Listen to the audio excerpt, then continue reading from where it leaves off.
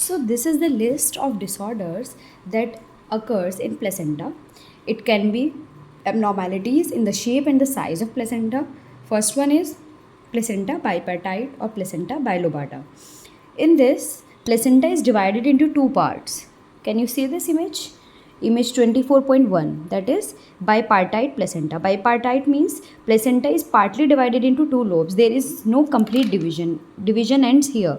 So this is placenta bipartite, also known as placenta lobata, bilobata. And one lobe may be retained, which can cause retained placental tissue and can result in secondary PPH. Now there is another thing known as placenta duplex, in which the placenta is completely divided into two lobes. So when there is complete division of the placenta, it is known as duplex placenta or duplicated placenta, and when there is incomplete separation of the placental lobes, it is known as placenta bilobata. Third one is tripartite or triplex, where three lobes are present, and it can also cause placenta retention. Multilobate, where there is presence of more than three lobes. Placenta secundariata, in which, can you see this image? Yes. So in this image, two lobes are there, but these two lobes are of unequal size, and there is a connection between these two lobes. So this is placenta secundariata. Another one is ring placenta. What is a ring placenta? A ring placenta is a placenta in which there is ring or annular shape and more chances of antepartum hemorrhage, fetal growth and restriction, and postpartum hemorrhage occur in such kind of placentas. There is presence of membranous placenta or placenta diffusa, placenta membranacea, fenestrated placenta, in which there is defect or hole in the placenta, and this hole may be a part of placenta which can left in situ and can cause placental hemorrhage.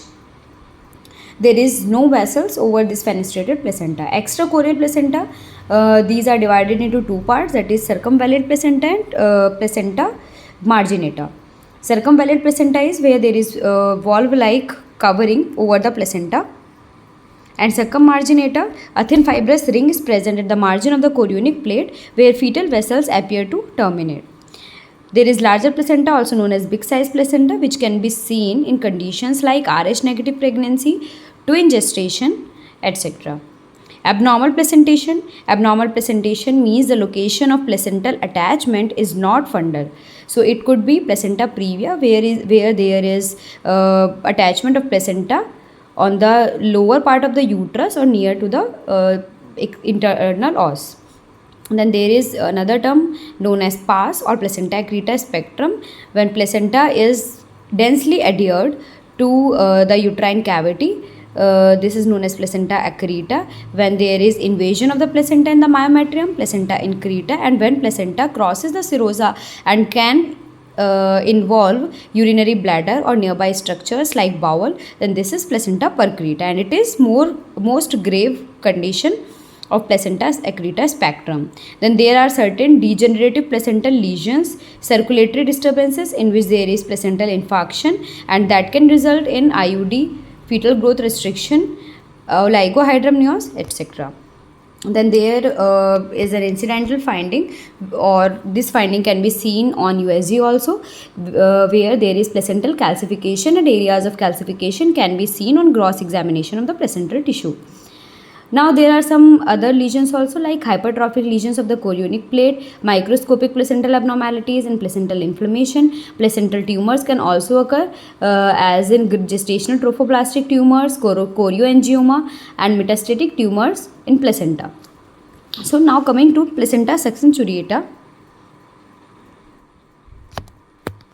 So in this condition, there is one or more accessory lobe of the placenta develop in the membrane away from the main placenta and are connected to the main placenta by some blood vessels. It is formed from activated remaining chorionic leve, which normally disappear. Some of the accessory lobe does not have vascular connections with the main placenta and is called as placenta spuria. So there is the presence of two conditions. First one is placenta secundariata, in which there is connection between these two lobes, and when this connection is absent, this is known as placenta spuria. And this placental complication is more common in multiple pregnancies. Diagnosis is made on examination of the placenta after its expulsion. If intact lobe is present, if it is present with the intact lobe, a separate lobe or cotyledon is present, and with missing lobe, then there can be seen a hole in the chorion with torn ends of blood vessels within it. So what is the clinical implication of this condition or the abnormalities of placenta? The smaller accessory lobe may be retained in the uterus after the placenta is expelled after delivery of the baby, and this can cause severe postpartum hemorrhage. There is an increased risk of subinvolution of uterus, sepsis, and placental polyp formation. So what is the treatment? So if a placental lobe or an accessory lobe is left in situ, then we have to take patient urgently in the OT, put the patient under general anesthesia, and uterine cavity is explored and the missing lobe is removed. Now another condition known as placenta extracoriolis. In this condition,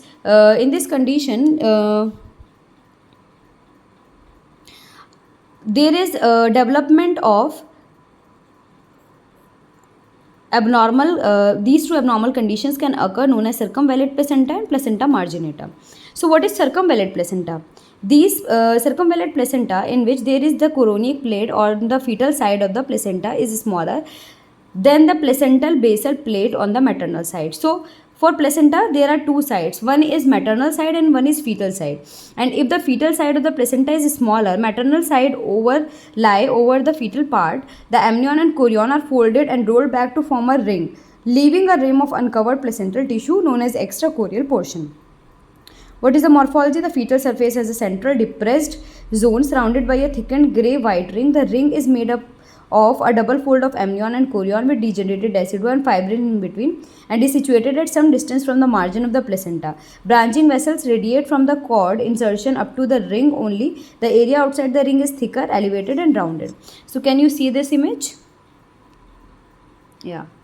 So this is a circumvallate placenta. Placenta circumvallata. So this is the uterine wall. This is the placental tissue, and this is the maternal side of the placenta. This is the fetal side of the placenta, and can you see the maternal side is more as compared to the fetal side, so that the amnion and chorion lie over the fetal tissue and form a membrane-like structure. So these are the attachment of membranes to the fetal surface, and this is the reduplicated and infarcted chorion. So when you view this condition in gross on the placenta, can you see? This is the umbilical cord with its branches inserting into the placenta, and this is the maternal side of the placenta, which is overcrowding over the fetal side of the placenta, and the fetal tissue is less as compared to the maternal side. So this is a circumvallate placenta. So diagrammatic representation of cross section of circumvallate placenta showing the membranes of the chorion levae inserted at some distance from the margin of the placenta rather than at the edge. Fetal surface of the circumvallate placenta. So this is the fetal surface, and these membranes are overlying over it. So what is the clinical significance of this condition? As the maternal side is more and the fetal side is less, so there are more chances of miscarriage, fetal congenital malformations, hydroria gravidarum, and antepartum hemorrhage, preterm labor, fetal growth restriction, and retained placenta or membrane. There is another condition known as placenta marginata, in which a fibrous ring is present at the margin of the chorionic plate with vessels growing up to it. Then there is membranous placenta or placenta diffusa. The placenta diffusa is a rare abnormality. In this, the whole of the chorion is covered by functioning villi, and thus the placenta appears as a thin membranous structure on the ultrasonography. So in this condition, placenta is membranous, and there is more chances of retention of placenta, leading to severe PPH are very high, as membranous placenta may not separate easily. More chances of occurrence of severe PPH due to placenta, and there is also possibility of accreta placenta previa associated with it. Moreover, the diagnosis of placenta previa may be missed on ultrasound and vaginal examination due to very thin placenta, and manual removal of placenta is also difficult. So these complications can occur with such kind of placenta. Now coming to placental tumors, we have to discuss chorangioma, also known as a hemangioma. Chorangiomas are the most common benign tumors of the placenta and are hamartomas. of primitive chorionic mesenchyme or angioma and have incidence of around 1%. So what is the clinical importance? Some tumors are usually asymptomatic, but large tumors may be associated with hydramnios and antepartum hemorrhage. So these tumors are associated with hydramnios and antepartum hemorrhage. Large cholangiomas, which are more than 4 centimeters in size, provide AV shunt that can lead to high output fetal cardiac failure. So, if large cholangiomas are present, then blood is directed to these cholangiomas, and fetus has to pump the blood. So, this can lead to high output cardiac failure in the fetus, and this can cause fetal height drops and even IUDs. This is known as maternal mirror syndrome, in which mother is also having similar features of heart failure. So this is maternal mirror syndrome, in which the fetus mimics the maternal morphology. So how can we diagnose this cholangioma? So we can do maternal serum AFP levels, and they are raised in such conditions.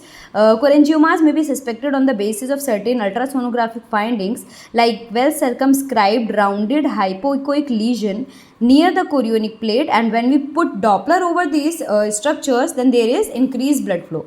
So what is the treatment? For small tumors, we do nothing. We only follow with antenatal surveillance, and any associated fetal cardiac compensation we have to look for. For fetal, if fetal height drops is occurring, that means the fetus is going in high output cardiac failure. So in this condition, because fetal blood is going to get directed to the tumor, so we have to provide blood transfusion to the fetus, and this is known as intrauterine fetal transfusion. Steroids can be given for fetal lung maturity, as there is risk of IUD also, fetal growth restriction also, and early delivery is planned based on the severity. With large cholangiomas, perinatal mortality is around 40%. Various fetal surgical procedures like fetoscopic coagulation, alcohol injection, embolization of the feeding vessels can be done to decrease the AV shunting of the cholangiomas. So now coming to the cord abnormalities. So we have cord abnormalities that can occur. So first one is cord prolapse. So we all know that this is a medical emergency and we have to expedite the treatment. Expedition of the treatment means we have to conduct the delivery as soon as possible, and cesarean is done in most of the cases. Then there are certain length abnormalities in which there is absent cord, long cord or short cord. Coiling, in which the umbilical cord can be hypocoiled or hypercoiled. Knots can be present, true or false knots. Nuchal cord is if the cord is present around the neck of the baby. It can also be a normal finding. Cord insertion abnormalities like battledore placenta, velamentous insertion of the placenta. Miscellaneous conditions like hematoma, where there is rupture of the vein, can cause fetal heart rate deceleration. So if rupture of vein in umbilical cord occurs, it can cause fetal heart deceleration. Torsion may compromise fetal circulation, stricture, cyst, edema and single umbilical artery. So coming to the length abnormalities, normal cord length is around 40 to 70 centimeters. So what is the normal cord length? Normal cord length is around 40 to 70 centimeters, and when there is absent cord, absence of cord is known as acordia. Is very rare. Placenta may be attached to liver as in exophthalmos. So in this condition, when umbilicus is absent, the placenta is directly adhered to the liver as seen in conditions like exophthalmos. So this is absent cord or acordia. Long cord is when the cord length is more than 100 centimeters. It is known as a long cord. What is the clinical implication of the long cord? Clinical implication of long cord is this can cause the cord prolapse, cord entanglement, FD or fetal distress. Fetal anomaly can be associated with this, and IUD can also occur in case of long cord. Short cord is when the cord length is less than 30 centimeters. So we have to remember two terms. More than 100 centimeter is long cord and less than 30 centimeters is short cord. And it can be a true short cord or may appear small due to coiling. When there is hypercoiling of the umbilical cord, then this can also cause short cord. Short cord can be associated with, if short cord is there, then there is less blood supply to the fetus. So fetus will be having low cardiac output, and this can cause oligohydramnios. It is also associated with Down syndrome, limb dysfunction, FGR, intrapartum distress of the baby and even IUD. So what is the clinical importance of cord length? This short cord can cause difficulty in failure of external cephalic version, failure of descent of the presenting part during labor, abruption, increased chances of malpresentations and malpositions, fetal congenital malformations, fetal growth restrictions, fetal distress, and fetal death. So now coming to coiling. What is coiling? Coiling are the number of complete coils per centimeter of cord length. So this is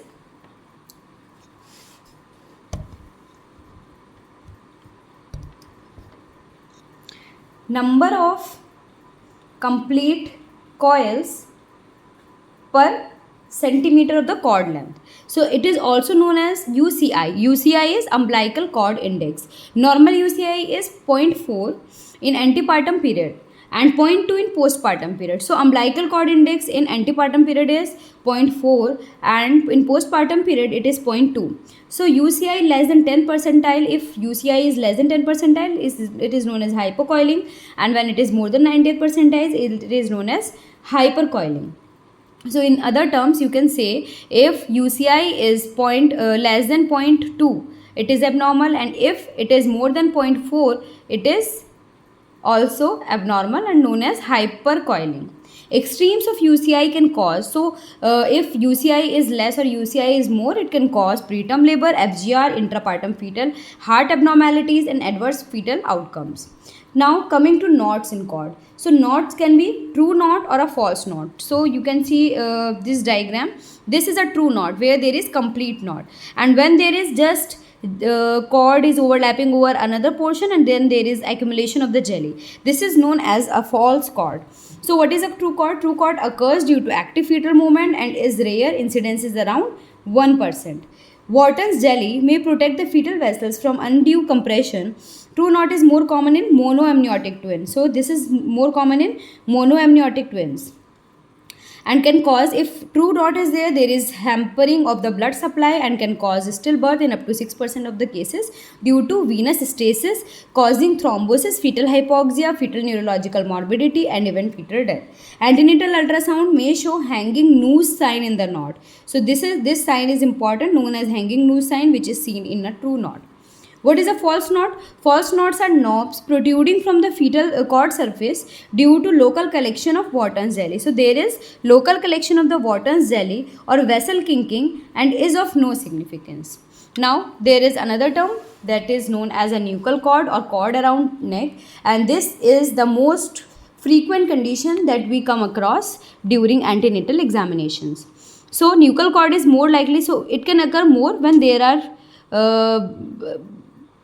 length of the cord is more. So the prevalence is one loop in nuchal cord is seen in around 20 to 34% of cases, 2 loops in 2.5 to 5% of cases, 3 loops in 0.5% of cases. So this is the rule of 10.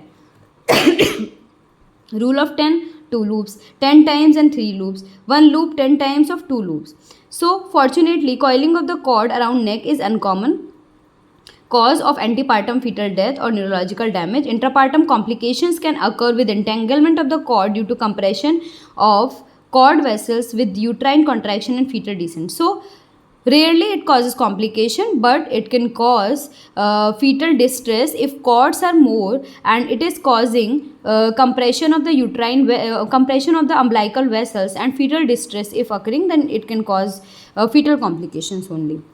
So what is the management? Presence of loose loop of cord around neck is not an indication for cesarean delivery, but there is need to be vigilant. So if cord is present, then we need to be vigilant during labor for any form of fetal distress. Up to 20% fetus with nuchal cord have moderate to severe fetal heart rate decelerations and more likely to have lower umbilical artery pH, means fetal acidosis. So if this is there, if there is fetal heart rate deceleration or if there is fetal acidosis when you see the fetal scalp pH, then immediately delivery should be necessitated, and if patient is not fully dilated, then we have to take the patient for emergency C-section. Now coming to cord insertion abnormalities. Cord insertion abnormalities includes a battledore placenta. So what is a battledore placenta? Can you see this image? The battledore placenta showing attachment of the cord at the margin of the placenta. So in the we all know that the cord is inserted in the center of the placenta, which is a normal finding. And if there is insertion of the cord in the margin of the placenta and it looks like a door getting open or closed, this is known as a battledore placenta. In battledore placenta, instead of central attachment of the umbilical cord, placenta is attached to the cord is attached to the placental margin. It has no significance, but its presence of low attachment of the placenta can cause, if it is attached low and cord is there over the internal os, then it can cause cord presentation, low attachment of the placenta or the placenta previa, cord avulsions, cord prolapse, cord compression, especially in vaginal birth, causing fetal jeopardy. It may be seen in about 7% of the cases.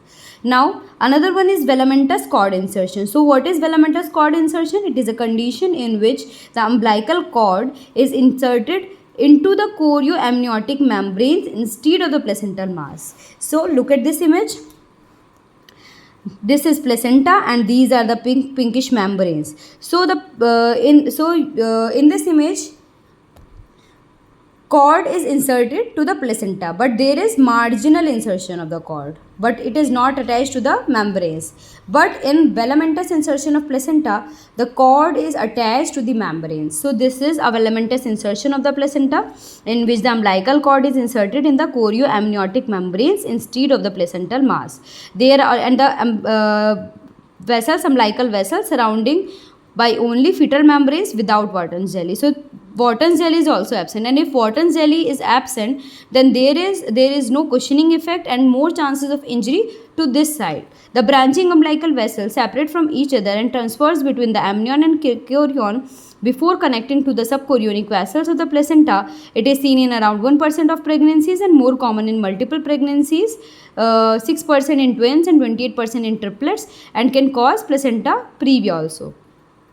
So what are the complications? In some studies, velamentous insertion has been described in association with many obstetric complications like PTL or preterm labor, congenital malformations, fetal growth restrictions, fetal distress, IUD, retained placenta. And if these vessels crosses the internal os in front of the presenting part, this condition is called as vasa previa, because these membranes are fetal in origin, and high risk of fetal distress is there and risk of IUD is also there. There is high diagnostic accuracy of routine fetal abnormality scan to diagnose vasa previa with a low false positive rate. Combination of TAS and TVS with color Doppler is the best accuracy for vasa previa. However, universal screening for vasa previa in whole population is not recommended according to RCOG. Fetal blood vessels may be injured, causing vaginal bleeding. Being entirely fetal blood, it may jeopardize fetal health. If diagnosed antenatally after giving intestinoids, we can plan for elective C-section at 34 to 36 weeks in case of vasa previa before the onset of the labor, because when labor starts, then there is contraction of the uterine cavity and these vessels tends to relax, and in such scenario there is more likelihood of getting antepartum hemorrhage through which the fetus can die. In suspected vasa previa, especially with compromised fetal well-being like abnormal CTG, immediate C-section is indicated even without confirmation of the diagnosis to avoid fetal exsanguination and high perinatal mortality. So this is a case of vasa previa on a color Doppler. So can you see this? So this is the this is the placental tissue, and these are the vessels having vascularity lying over the internal os. So this is a case of placenta. This is a case of vasa previa. Now coming to single umbilical artery. So this condition is around 0.6% in live born neonates. It can cause 1.92% deaths in the singleton pregnancy and 3% death in the twin pregnancy. So what is a single umbilical artery? We all know that we have two arteries and one vein within the umbilical cord, and if only one artery is present, one vein is present, this is known as single umbilical artery. And it is of two types, that is isolated SUA, non-isolated SUA. What is an isolated SUA? When SUA is isolated ultrasound finding without any anomalies, it is called as isolated SUA, and there is some incidence of FGR.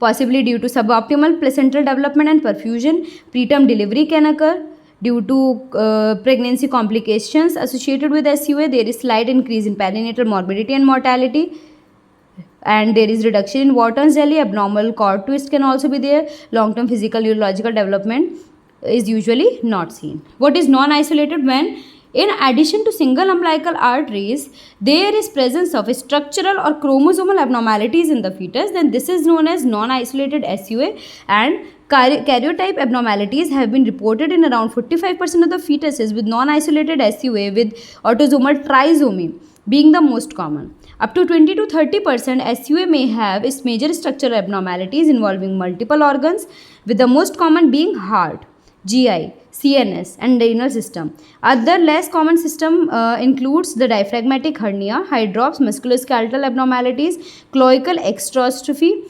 sirenomelia, and Vater syndrome. Fetal growth restriction is common in them due to abnormalities, chromosomal abnormalities, impaired placental development, and perfusion. Perinatal morbidity and mortality are increased mainly due to underlying structural and chromosomal abnormalities. So, what is the management of SUA? SUA means single umbilical artery. When SUA is diagnosed, we have to carefully look through the prenatal ultrasound for the anomalies in heart, kidney, etc. And for ruling out such abnormalities, we can also do fetal echocardiography. For isolated SUA, amniocentesis for karyotyping is not indicated. So we just have to do fetal echo or level 2 scan in detail form we have to do. However, for non-isolated SUA, amniocentesis for fetal karyotyping is indicated as aneuploidies are more common in them and may warrant fetal termination. So if in addition to single umbilical arteries, you are also seeing certain abnormalities in the fetus, so we can do fetal amniocentesis and send the sample for karyotyping, and it is important as we have to decide for termination. Clinical examination for weekly ultrasound for fetal growth parameters should be performed. Prenatal fetal surveillance using weekly NST. Biophysical scoring is indicated for non-isolated SUA after 32 weeks till delivery. Isolated SUA can have normal vaginal delivery. Timing and mode of delivery of non-isolated SUA depends on the specific diagnosis. So, that's all. Next, we will discuss about the abnormalities of the amniotic fluid and the membranes.